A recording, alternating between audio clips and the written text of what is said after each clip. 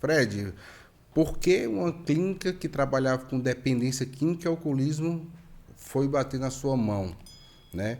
Então, tem toda uma história do meu pai, né? Meu pai faleceu em 2014, que foi exatamente porque ele tinha problema de alcoolismo, no fundo do poço.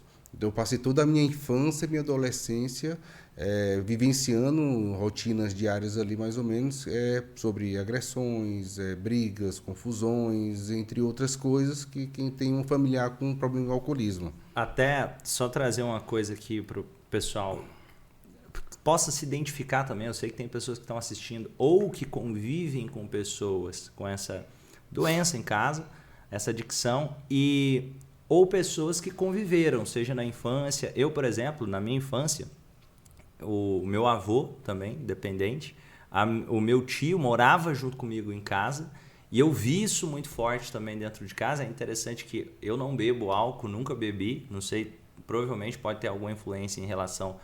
Eu não tive aquela questão da violência, como você falou que teve. Mas uma coisa que me chamou a atenção, começando a pesquisar mais sobre dependência química, o alcoolismo, ele muitas vezes traz um prejuízo até pior do que as piores drogas, só que não é tão falado assim. Sim. Olha como se fosse, nossa, droga ruim, não estou dizendo que é essa, mas não, a cocaína é muito pior, não, às vezes Porque é uma droga social, né? porque o álcool é uma droga social, então o número de pessoas e estatisticamente percebe que tem pessoas que vão ter uma dependência. Se eu não me engano, tem um artigo que eu estava lendo sobre isso, se eu não me engano, são 16% das pessoas que bebem álcool acabam tendo dependência, a necessidade de beber aquilo todo dia. Então gera uma dependência, a pessoa fica nervosa, irritada, você sabe muito bem. Para se acalmar depois. E fala um pouquinho sobre, você falou dessa história. Como que você acredita que a sua história com familiares em relação à adicção influenciou na fundação dessa instituição de saúde mental? Compartilhe um pouco mais. Então, o que acontece é que Deus sabe o que faz e nada acontece na sua vida por acaso, né? Então, de ter vindo, isso é que Deus queria um propósito muito forte e eu acredito que meu pai deixou um legado. Na verdade, eu passei a entender muito e é um sentimento que eu tenho de inconformado na vida, exatamente no sentido de que uma pessoa que passou por uma dor, né, fez uma reflexão e evoluiu.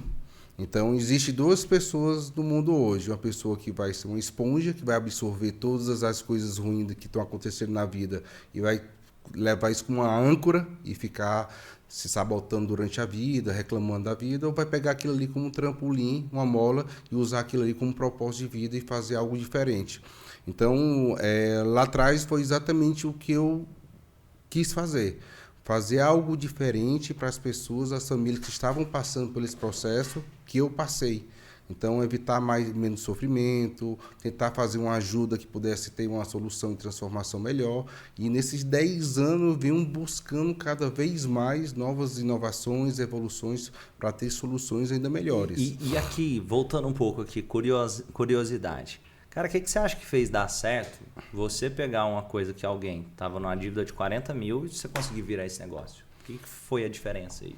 Então, eu dei meio que um all-in na minha vida, né? Então, eu acredito que eu fui muito para dentro, então eu tive que fazer panfletagem nas ruas, eu tive que estudar sobre marketing digital, foi o que me ajudou também para fazer uma página personalizada para a região de Recife na época.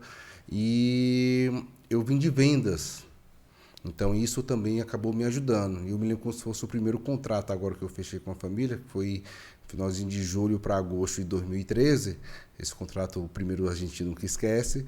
E nessa reconstrução da unidade, como estava fechado, eu tinha conversado com alguns profissionais, psicólogo, psiquiatra, mas ainda não tinha praticamente acertado nada ainda para iniciar. Porque como é que eu ia ter uma profissionais ali sem ter receita, né? Então eu não podia estar usando meus 20 mil do cheque especial já, né? Os juros era alto.